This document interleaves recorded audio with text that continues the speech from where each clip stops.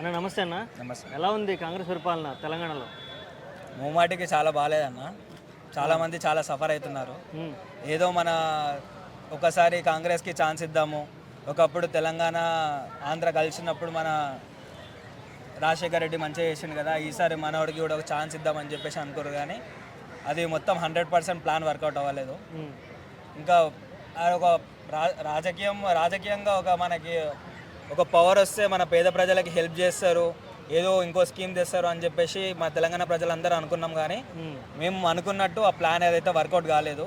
ఎందుకంటే మన పేద ప్రజల ఇల్లులే చాలా వరకు ఇలా పగలగొట్టేసేసి ఆ ప్రొక్లైన్ని తీసుకెళ్ళి చాలా ర్యాష్గా నువ్వు అసలుకి దీనికి ఇలా లైసెన్స్ లేదు సంథింగ్ అది ఇది చెప్పేసేసి వాళ్ళని ఇంట్లో ఉన్న వాళ్ళని ఏమంటారు వీడ్చి రోడ్డు మీద వేస్తారు. చూసినావా, కుక్క బతుకులు చేసిండు చాలా మందివి.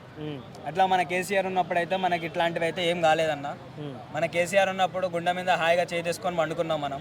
ఆ పెన్షన్ అయినా సరే, రైతు బంధు అయినా సరే, ఏదైనా సరే మనం చాలా క్లారిటీతో చాలా వచ్చింది మనకి.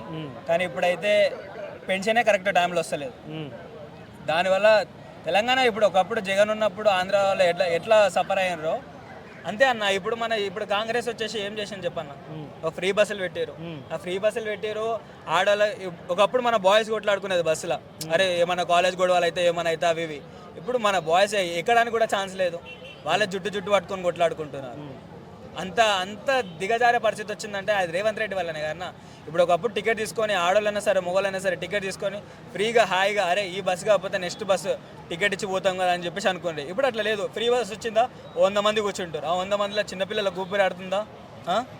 పెద్దోళ్ళు ముసలోళ్ళు ఉంటారు, వాళ్ళు కూర్చోగలుగుతున్నారా? ఎలా చూసుకున్నా ఎలా లేదన్నా. ఇప్పుడు అదే రేవంత్ రెడ్డి వాళ్ళ ఫ్యామిలీ ఒకసారి బస్సు ఎక్కించి చూడమను, వాళ్ళ ఎమ్మెల్యే వాళ్ళని ఒకసారి బస్సు ఎక్కించి చూడమను, ఆ పరిస్థితి ఎట్లుంటుందో.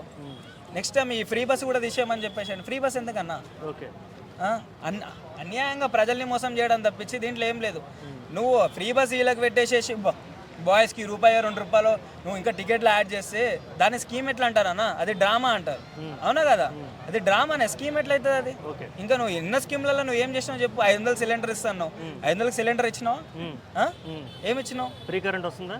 ఫ్రీ కరెంట్ ఏడొస్తుంది నీకు? 200 యూనిట్ ఫ్రీ కరెంట్ అని చెప్పేసి అన్నాడు. ఏడొస్తుంది? మాకు పోయినసారి మాకు ఇంతకుముందు కన్నా ఇప్పుడు 200 యూనిట్స్ మాకు ఫ్రీ ఇచ్చినా సరే ఇంకా బిల్ ఎక్కువనే వస్తుంది. ఏ పథకాలు లేవు, ఏం లేవన్న. మొత్తం హైలైట్ డ్రామా అదంతా. నువ్వు ఇంత పెద్ద ఉన్న సిలిండర్ని ఇంత సగం చేసేసి నువ్వు సగం కుండ వచ్చేసి ₹1000 సిలిండర్ని 500కి ఇస్తానంటే నువ్వు సగం చేసేస్తున్నావు. దాని స్కీమ్ ఎట్లా అంటారు? స్కీమ్ అంటారా దాని? ఇదో మొత్తం పగడబంది కుట్ర అంటారు దీని, అంతే. అంతకుమించి ఏం లేదు. ఓకే. ఇంకా రాబోయే స్థానిక సంస్థలు ఎలక్షన్స్ రాబోతున్నాయి కదా, ఎలా ఉండబోతుంది మరి పరిస్థితి? ఈ 4 ఇయర్స్ అయితే కళ్ళు మూసుకొని ఇంకా బతకాలన్న తెలంగాణలో. ఒకప్పుడు ఆంధ్రాలో జగన్ ఉన్నప్పుడు ఎలా బతికారో ఆంధ్ర వాళ్ళు, మా తెలంగాణలో మేము కూడా ఇంకా కళ్ళు మూసుకొని బతకాల్సిందే. అంటిల్ ఒక కారు ఈ రోడ్ల మీద తిరిగేంత వరకు మా బతుకలు ఇంక ఇట్లానే ఉంటాయి, అంతకుమించి ఏం లేవు. ఎందుకనంటే ఎంతోమంది మా ఫ్రెండ్ ఒక కుక్కటిపల్లి దగ్గర ఉండే, వాళ్ళ ఇల్లు కూలగొట్టారు, మొత్తం ఇల్లీగల్ ప్లేస్లో కట్టేసారు అని చెప్పేసి. వాళ్ళు ఆంధ్రాలో ఊరికి వెళ్ళిపోయారు. దీనివల్ల ఎవరికేం సాధ్యమన్నా? ఇప్పుడు పక్కన కిరాయి వాళ్ళు అవుతారు అన్న.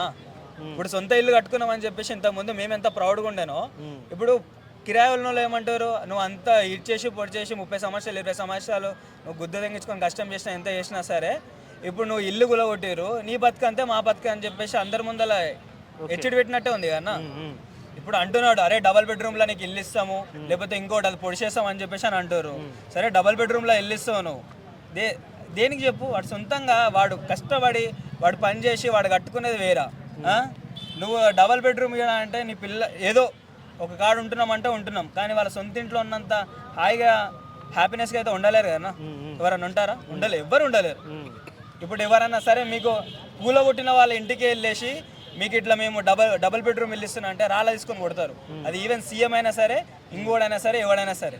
ఎందుకంటే కష్టం చేసే ఉంది, వాని ఫలితం ఎట్లుంటుందో అందరికీ తెలుసు. నువ్వు ఏదో పుక్కటికి వచ్చింది పులిహోర ప్యాకెట్ తీసుకోరా బాయ్ అని చెప్పేసి అన్నట్టు నువ్వు తీసుకో డబల్ బెడ్రూమ్ అంటే తీసుకోవడానికి కూడా ఎవరు రెడీగా లేరు. అది మాత్రం 100%.